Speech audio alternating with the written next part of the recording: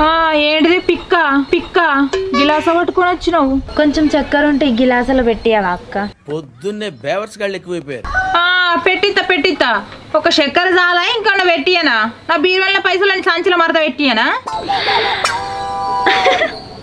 నువ్వు పెట్టిస్తా అంటే నేను ఎందుకు వద్దంటక్క?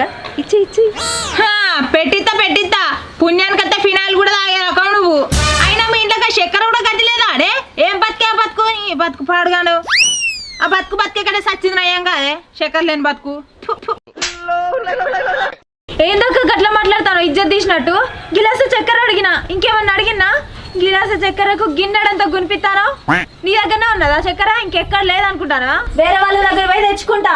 పోయి తెచ్చుకోపో మరి. గిన్నెకి తెచ్చినావు పో. బాబు మాట్లాడతాను పోరి. నీ దగ్గర కాకపోతే ఇంకెక్కడ దొరకదు అనుకుంటానా?